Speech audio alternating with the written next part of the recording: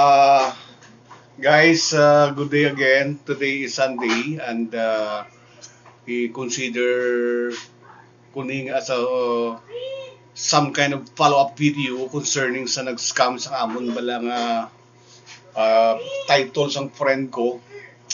Tatlo na sila kabayi nga ang akong lang taning nga gin-authorize ko ng isa nga pangitan prendahan ang titles ang friend ko. Ang yagin himo sang nakakita na siya prendahan, nagsabwat sa two other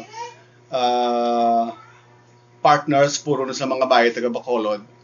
Ang ilang himo instead nga tawagan nila akong friend kay may prendahan na sila nga nakita, naghimo sila dami.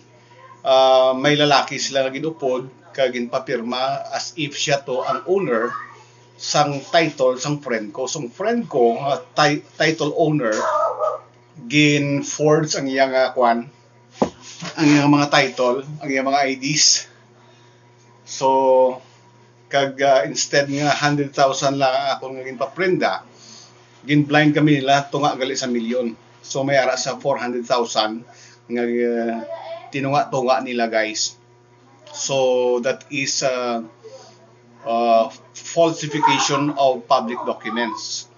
So muna impending subong ang ilang kaso, nakapablatter na kami kay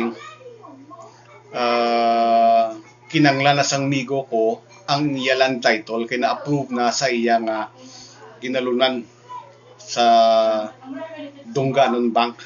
So ang problem, hindi makuha ang title kay way pakabayad ining tatlo ka mga tinugang mga nag-scam sang ilang kantidad para magawad ang titulo sa akong friend kay kinanglan niya na subong kwarta. So amo na wala, guys, bisan mga naga-pretend pang abya naton or na marintining isa sa amon mo, hindi kita gali magsalig kay damo na gisubong nagaduging sa aton panahon nga mga budol bala, guys. So lesson man na on my part kay Tido, medyo laps man ko agin pabitbit ko sa iya ang land title sa friend ko tungod sa ginatawag bala, guys, na salig.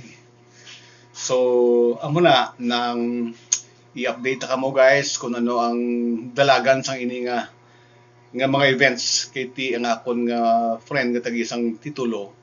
Very much decided kag undeterred nga ma-press gid sang formal charges against sa ining tatlo ka mga scammer diri sa Bacolod City. Kay bantog ni sila kuno kag medyo daw mga batikana ni sila, mga veterana na ni sila sa mo sina nga gawi nga pang scam sa mga properties ng tao. So guys, till then, see you next time.